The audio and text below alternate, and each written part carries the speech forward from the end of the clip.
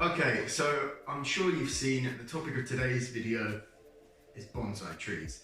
So this is actually the only bonsai trees I have left.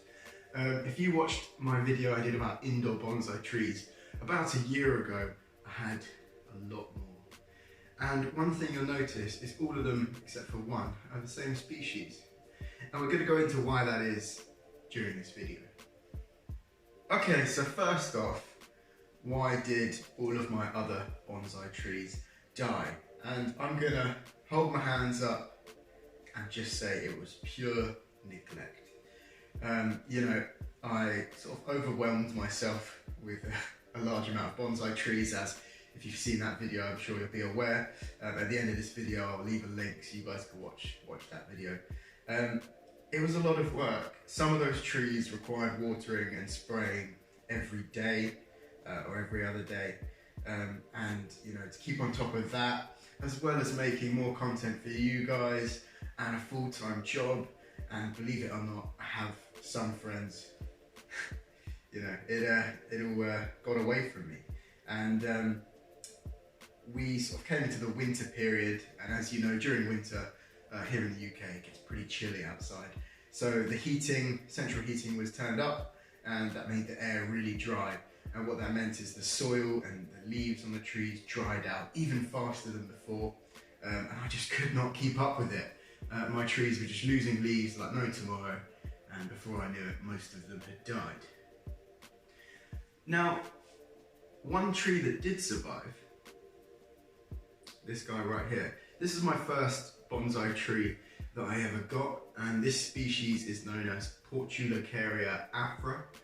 It's also known as elephant bush because where it's grown, elephants like to eat it.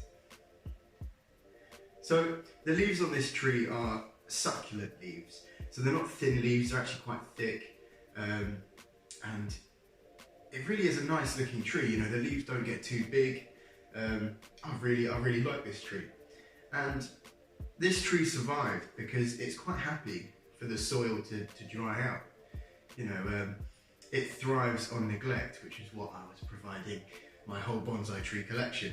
So this guy did pretty well, and I made a trip down to Brighton where I picked up another Portulacaria afra bonsai tree. And then fast forward 6 months after that, I was in a local garden centre, spotted another Portulacaria afra tree. Now you guys might remember this one from a video I did recently where I set up an Exoterra paludarium, and I had this exact bonsai tree sort of sprouting out the top of a mountain, and it looked pretty cool. But as you can see, I've repotted him and he seems to be doing well. These trees can take a beating. I've pruned them back harshly. We're actually still in winter here in the UK. I've pruned them back harshly. This guy I even cut probably more than half the roots off. And he's still doing great. He's actually growing new leaves and new branches. So, these trees are really tough once they get established. I also have a small variegated variety of Portulacaria afra, or elephant bush.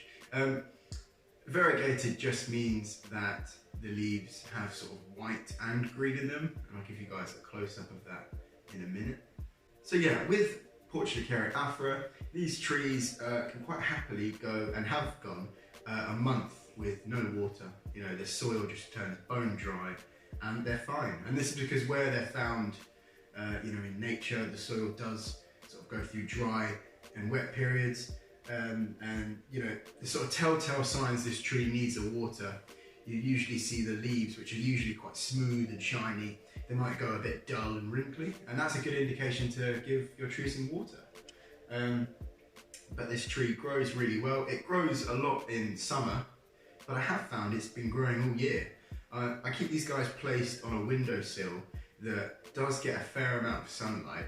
Obviously not much sun's about here in the UK in winter, and it's actually placed directly above a radiator which is on full blast, so the air gets really dry, really hot, which is usually a sort of recipe for disaster with bonsai trees. And somehow these guys pull through every time, that I don't even see any consequences or any problems with them from that issue. So yeah, they're really a tree I would recommend for a beginner. You know, if you forget to water it, it's not the end of the world.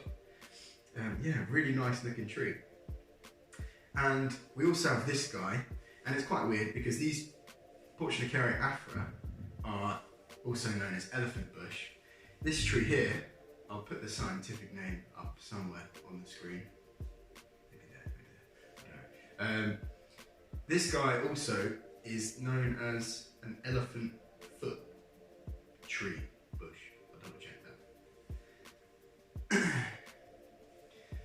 Yeah, this guy is also known as an elephant's foot because, especially when it grows larger, this sort of bulb-like trunk looks like, well, an elephant's foot. And you know, if I take this guy out, you're really going to see that he's probably due an upgrade in pot size. Some actual roots sprouting out the bottom. He's in a tiny pot compared to his size. But when I got him, you know, his leaves were maybe this tall, and now look at him. He's doing well. And again, this is a tree that thrives on neglect. And when they get older, they can actually grow like, you know, like 40 foot tall, you know, these guys. But if you keep them in a small pot, keep them trimmed, that's not really going to happen. One thing I also wanted to go over, just as a heads up for those real beginner bonsai enthusiasts. Bonsais aren't a type of tree, you know, they're not a type of tree. They're a way of caring for a tree. You know, they're a way of keeping a tree. So Portunacaria afra in the wild can grow into a massive bush, you know, and this is a bonsai because it's been grown to look like a miniature tree. It's been possibly wired and curved into shape, and then it's been trimmed to retain the look of a miniature tree. And with a lot of bonsai trees, other species as well, if you keep trimming it and trim the leaves, you can actually get the leaves to stay a bit smaller than they would. You know, so this guy, for example, grows into a 40-foot tree. That's not going to be happening anytime soon. I'm going to keep him healthy, but keep him in a smaller pot. So I think the key with keeping these guys is having a well-draining substrate, you know, well-draining soil for them. When you water the tree, you don't want that soil to just be holding all the water. So my main tip is to enjoy yourself, guys. Really do enjoy yourself, you know, do lots of research and enjoy the trees that you've got. You know, they're beautiful things. You know, the art of bonsai, the technique of bonsai is about making these look as aesthetically pleasing and as beautiful as possible. And you know, there's many things you can think about. One of the main things is scale. That's quite important for me personally. You know, other people have sort of different ideas. So bonsai trees actually come in a range of sizes. You know, you can have bonsai trees that are this tall. You can have teeny tiny bonsai trees. I can't remember what they're called, but they do have actually, I think, another name as well. But for me, something I always like to think about is how big are the leaves. You know, Portunacaria afra, when it's about this size, does look pretty good. You know, the leaves are pretty small in relation to the tree. I think this would look great if the tree was maybe this size. So what I'm going to do come springtime, I'm going to be repotting a few of these into bigger pots with the hope of a lot of new growth over the summer. And you know, the goal in a few years is to maybe have them double the size that they are, which I think then would really help the sort of scale ratio in terms of the leaves. You know, if the tree's double the size and the leaves are this big, it's going to make the tree look more in scale. I just think it'd be cool to have a big bonsai tree. You know, so yeah, enjoy yourself, guys.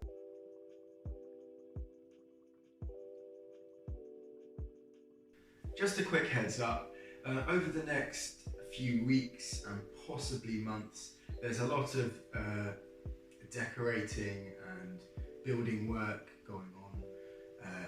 So there are going to be some changes in terms of my fish tanks and layouts and things like that. And I have got some really awesome ideas, which I don't want to spoil for you guys quite yet. You'll have to wait and see. I'm going to see what I can do.